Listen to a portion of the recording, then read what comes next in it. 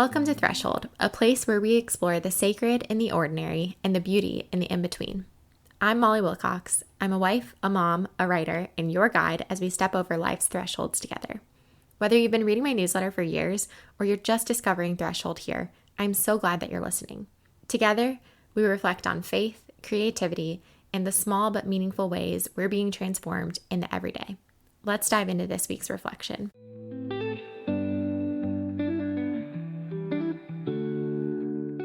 When I fell in love with my husband, we would drive around and talk about our dreams. For both of us, being parents was a huge part of that.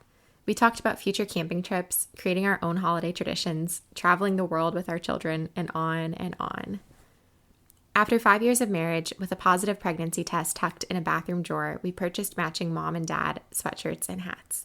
Those dreams were becoming a reality, and our lives were forever changing.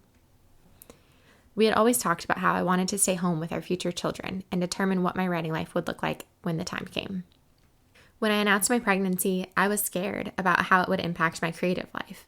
Not only did I have logistical decisions to make about fitting my writing and mom life together, but it felt like a sudden rebrand was thrusted upon me. I've always written about my life. I'm a nonfiction writer. When I sit down to write, I write about what I know, what I see, what I'm thinking about. I've always believed the best writing comes from simply living life. As Wendell Berry wrote, "The writer's place is the ground on which the writer stands. You are writing only as well as you are observing and comprehending what is around you." End quote. Motherhood is where I stand now. It is my ground. It is my season. It's where I learn about myself, God, and other people. The sacred moments writers love to find and reflect on are often in plain sight. When I sensed this change in myself and in my creative work, I felt myself hesitate. It's too niche. I didn't want to be seen as someone whose work was just for moms. When I think of the Christian writers I read, many male writers share about their life as fathers. I don't think there's a separation as much there. I don't label men who are fathers as, quote, fatherhood writers. Usually, when a father shares about parenting, it is something many of us connect to because the truths we can find in the story. Still, I sensed an invisible boundary line being drawn as I watched people unfollow and unsubscribe after I shared I was becoming a mom and when I started to write about it more. I see an unspoken assumption that men's reflections on fatherhood teach us about God as a father. These lessons and reflections are seen as universal, while women writing about motherhood is often seen as a specific niche. I think it's time to challenge this belief. While God being a father is a beautiful biblical truth, motherhood reflects a different aspect of God's love that is equally beautiful. And if we don't write or read about it because we label it as, quote, moms only content, we are missing out.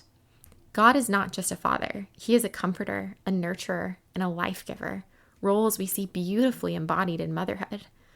When I think of Jesus' arrival, I think of Mary's birth story. Were there midwives present? Was it traumatic? How long was her labor? When I think of communion, take this and eat, for this is my body, I think of a nursing mom, quite literally using her own body to nourish another without getting anything in return. When I think of my own C-section, I think of the position I was in. Arms pulled out to my sides, pinned down, forcing me to stay in the exact position Jesus was in when he hung on the cross, while life was pulled from within me. These perspectives all come from motherhood. For me, motherhood has been a deep well of creativity and connection. Motherhood is my current season. Motherhood is my ground, my life, my story. In reflecting on it, writing about it, and living in it, I found profound understanding about God and what it means to love. Writing these stories about my life doesn't mean they're just for moms. They're about the human experience. They are about patience, surrender, creativity, loving without condition, sacrifice, and grace. The stories of sleepless nights, tender moments amidst terrible heartbreak, and hard lessons learned in the trenches of new motherhood can connect us all with ourselves and our God. A God who notably decided the best way to come and to be God with us was to have a mom who likely told him stories of what it was like to touch her belly while he was nestled in her womb, counting kicks.